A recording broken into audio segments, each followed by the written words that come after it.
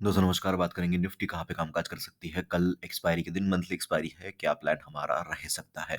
सबसे पहले सॉरी, मैंने 2 दिन तक कोई वीडियो बनाया नहीं। देखो क्या होता है ना कि कभी कभी कुछ फैमिली भी इंपॉर्टेंट होती है, राइट। दोस्त जो है, दोस्तों को भी टाइम देना पड़ता है, अपने लव्ड वंस को भी टाइम देना पड़ता है, तो कभी कभी कुछ चीज़ें छूट जाती है। और इसके पीछे सबसे बड़ा रीज़न है, मैंने पहले भी बोला हुआ था आपको, कि मार्केट सही नहीं लग रही है। मैं दिन का 1000, 2000, 3000 जो भी आ रहा है वो लेके निकल जा रहा हूँ। कोई ऐसा सच इंडेक्स में तो मैं ट्रेड ही नहीं कर रहा हूँ फिलहाल कुछ दिनों से, राइट।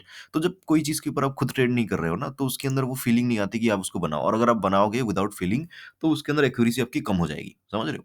सो इसीलिए वही चीज़ है, वही कारण है और कुछ नहीं। बट डेफिनेटली बजट वगैरह जाने दो, बजट के लिए वीडियो मैं बना दूंगा, है ना। तो बजट वगैरह जाने दो, थोड़ा सा मार्केट को स्टेबल होने दो। अभी बहुत ही रैंडम मार्केट चल रहा है ना। सो स्टेबल होने दो मार्केट को। डेफिनेटली हम क्या करेंगे उसके बाद, कंटिन्यू जैसे करते थे वैसे ही करेंगे। बट फिलहाल के लिए थोड़ा सा, मेरे हिसाब से सबको थोड़ा सा पॉज मार्केट के अंदर डेफिनेटली लेना चाहिए, राइट। या बहुत ही कम क्वांटिटी में, एक आध क्वांटिटी में ट्रेड करना चाहिए। बात कर लेते हैं क्या हो सकता है कल के दिन। देखो मैंने 2 दिन पहले आपको 2 लाइन 4 लाइन खींच के दी थी, मार्केट ने उसको परफेक्टली रेस्पेक्ट किया। इस दिन भी मार्केट ने रेस्पेक्ट किया, जैसे बात किया था। नेक्स्ट दिन भी मार्केट ने, ये देखो यहाँ से आई, नीचे गिरी, फिर इसको तोड़ा, एकदम से चली गई यहाँ तक, फिर यहीं से फिर से गिरी, फिर यहीं से सपोर्ट लिया, आज भी यहीं से सपोर्ट लिया, आज भी यहीं पे रुका मार्केट।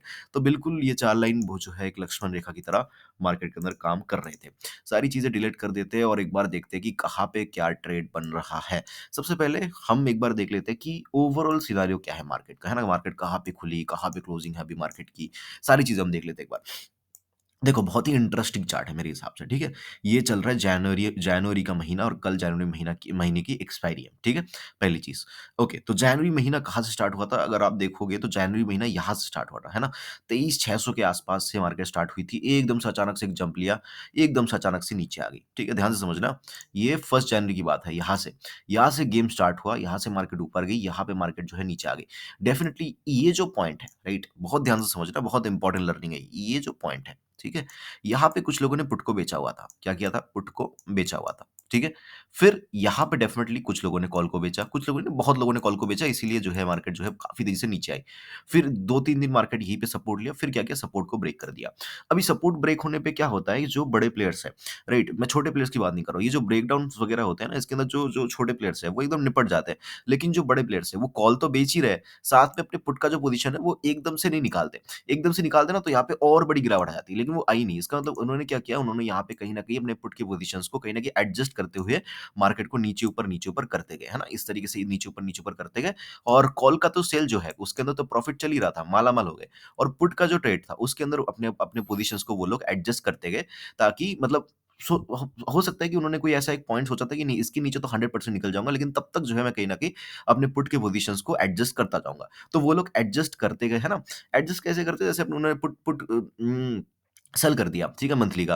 अब जो है वीकली का एक बाय कर लिया, है ना, उसका प्रीमियम जो है कम होगा, तो वो मार्केट गिरेगी भी तो एडजस्ट हो जाएगा। सपोज़ कर लो आपका पीएनएल जो है -10 के दिखा रहा है, ठीक है, -10 के दिखा रहा है। आपने क्या किया, 2 लॉट के अंदर आपने 4 लॉट उठा के कॉल ले लिया दूर का, ठीक है, ₹10 वाला, और आपने ₹100 वाला सेल किया हुआ है। अब जब मार्केट नीचे आ रही है, मंथली वाला 100 से 150 जा रहा है, लेकिन आपका वीकली वाला 10 से 100 जा रहा है। तो यहाँ पे क्या हुआ, आपको जो है यहाँ पे बड़ा वाला प्रॉफिट हो गया। तो क्या होगा, ये जो लॉस होता है ना, ये एडजस्ट हो जाता है उनका। इस तरीके से ये एडजस्टमेंट्स होती है। अब इसके अंदर डीप मैं नहीं जाऊँगा, बहुत एक सिंपल सा एग्जांपल आपको दे दिया। तो कहीं न कहीं वो अपने पुट की पोज़ीशंस को एडजस्ट करते गए। तो अभी मेरे हिसाब से मार्केट के अंदर बेस्ट सिनेरियो रहेगा, अगर कल मार्केट यहाँ पे एक बहुत बड़ी तगड़ी वाली ग्रीन कैंडल बना दे, तो सबसे बेस्ट रहेगा सेलर के लिए। तब क्या होगा, ये जो पॉइंट था जहाँ पे उन्होंने पुट को सेल किया था और जहाँ पे वो ढीठ हो गई कि नहीं, मैंने नहीं निकलना, मैं तो मतलब पूरा का पूरा खून चूस के फिर ही कुछ ना कुछ मैं करूँगा। तो कहीं न कहीं कल अगर मार्केट 23,400 23,500 के आस-पास क्लोजिंग करती है, मिनिमम 23,400 के आस-पास, तो ये मार्केट के लिए बहुत सही मार्केट, मतलब बहुत अच्छा हो सकता है एक सेलर के लिए। तो सेलर कहीं न कहीं पूरी कोशिश करेंगे कि 23,400 के आस-पास मार्केट या 23,400 के ऊपर मार्केट की क्लोजिंग कराई जाए। ये एक थिंकिंग है, ये एक थॉट प्रोसेस है।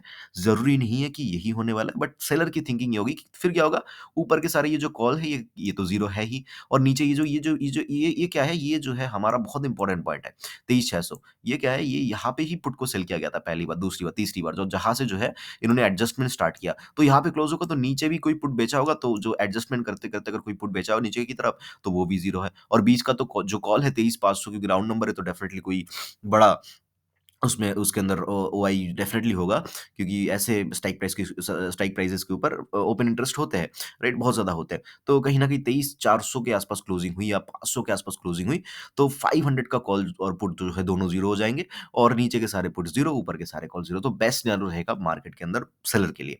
ये एक थॉट प्रोसेस है। अब बात कर लेते हैं डेली टाइम फ्रेम के ऊपर हमने देख लिया, अब 15 मिनट के टाइम फ्रेम के ऊपर देख लेते हैं क्या सीन चल रहा है। ओके, 15 मिनट के टाइम फ्रेम के ऊपर डेफ़िनेटली मार्केट धीरे-धीरे ऊपर जाने की कोशिश कर रही है। इसमें कोई दोहराई नहीं है। अब रेजिस्टेंसेस वगैरह एक बार हम ढूँढने की कोशिश करते हैं। 15 मिनट या 30 मिनट के टाइम फ्रेम में एक बार चलता हूँ मैं। ओके, 30 मिनट के टाइम फ्रेम में साफ-साफ यहाँ पे क्या नज़र आ रहा है हमें, साफ एक जो है यहाँ पे एक रेजिस्टेंस बनता हुआ नज़र आ रहा है। इसमें कोई दोहराई नहीं है। ये एक जो है बहुत तगड़ा वाला रेजिस्टेंस है। लेकिन अगर मार्केट ने कल इसको तोड़ दिया तो डेफिनिटली बड़ी मूव आ सकती है। देखो, एक चीज़ ध्यान रखना, हो सकता है कल मार्केट यहाँ तक आए, हम क्या सोच रहे हैं कि मार्केट के अंदर क्लोजिंग 23,400 के ऊपर होनी चाहिए। तो हमारी थिंकिंग क्या होनी चाहिए कि मार्केट इसको ब्रेक करे तो हम कॉल लें, है ना? लेकिन हो सकता है कि मार्केट यहाँ तक और यहाँ से तगड़ी वाली डाउनफॉल दे दे। तो हो सकता है इसके अंदर कुछ मूव्स हमारी मिस हो जाए। ऐसी चीज़ें, ऐसी थिंकिंग आपके माइंड के अंदर होनी चाहिए कि नहीं, मेरी मेरी एक डेली टाइम फ्रेम पे एनालिसिस बोल रही है कि यहाँ तक आएगी, लेकिन शॉर्ट टर्म में मतलब 15 मिनट 30 मिनट के टाइम फ्रेम में बोल रही है कि नीचे आएगी।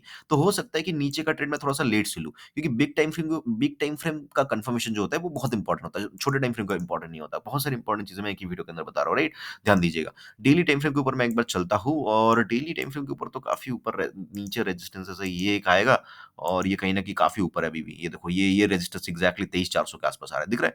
तो कहीं न कहीं ये टूटेगा तो 23,400 तक का टारगेट ईज़िली हमें देखने को मिल सकता है, इसमें कोई दोहराय नहीं है। इसको भी आप खींच के रख सकते हो, ओके? और नीचे की तरफ का जो सीन है, नीचे की तरफ डेफ़िनेटली एक ट्रेंड लाइन बनती हुई नज़र आ रही है। इसको तो ड्रॉ करके रखना है हमें। तो हमारे पास सिंपल स्ट्रैटेजी रहेगी, पुट का ट्रेड हम क कॉल का ट्रेड कब लेंगे, जब मार्केट इसको ब्रेक कर देगा और ये कब ब्रेक होगा, 240 के आस-पास, ठीक है? 240 या 230 के आस-पास ये ब्रेक होगी। अगर ये ब्रेक होता है तो हम कॉल की तरफ जाएँगे। बहुत बिग टारगेट्स तो नहीं है, लेकिन 100 पॉइंट्स का मिनिमम टारगेट देखने को हमें मिल सकता है। 100 या 150 पॉइंट्स का टारगेट जो है, हमें यहाँ पे ईज़िली देखने को मिल सकता है, अगर मार्केट ने इस ट्रेंड लाइन को ब्रेक कर दिया तो। है ना? अगर मार्केट क्या करती है, यहाँ से रिजेक्शन लेती है और नीचे गिरने लगते हैं, हम पुट को छोड़ देंगे। पुट हम तभी लेंगे जब मार्केट इन पॉइंट्स को तो ब्रेक कर देगी। कहाँ पे?